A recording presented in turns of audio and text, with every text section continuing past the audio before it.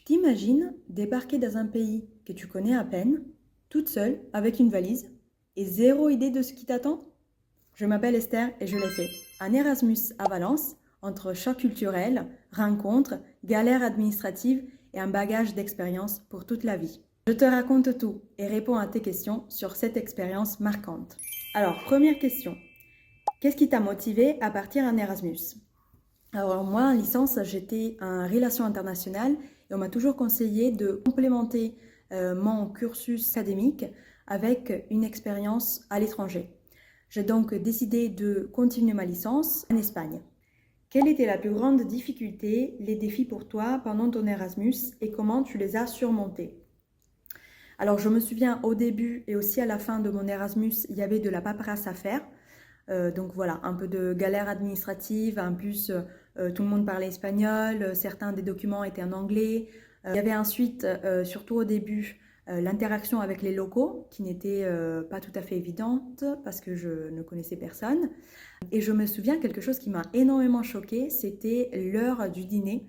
Les Espagnols, ils dînent pour moi très tard, vers 22 heures, et donc j'étais un peu tout le temps en jet lag. Puis certaines fois sortir aussi très tard, petit choc culturel. Comment s'est passée ton arrivée dans le pays? Parlais-tu la langue déjà? Alors oui, je parlais l'espagnol, j'avais un niveau B1, B2. Cette expérience de 6 mois m'a également permis de m'améliorer et à la fin de cette période en Espagne, j'ai passé un test pour avoir une certification C1 d'espagnol. Ça m'a vraiment aidé d'être dans la culture et dans la société du pays pour pouvoir pratiquer l'espagnol. Ce qui m'a aidé quand je suis arrivée, c'est surtout les associations qui sont autour des étudiants Erasmus.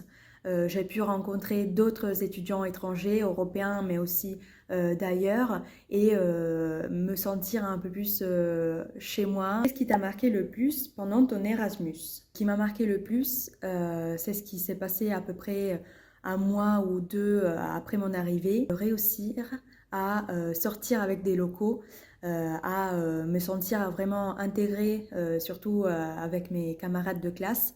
Et donc de pouvoir sortir un peu de cette bulle Erasmus que j'avais connue au début avec les associations et d'autres étudiants internationaux et profiter un peu plus de la vie locale, pouvoir vraiment faire des expériences avec les Espagnols qui étaient dans ma classe.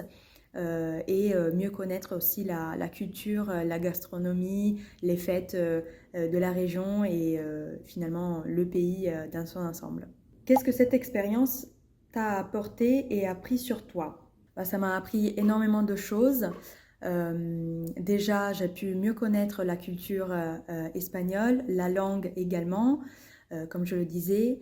Et j'ai aussi pu mieux comprendre qu'est-ce que je voulais faire de ma vie, de ma carrière, ou en tout cas comment je souhaitais poursuivre mes études.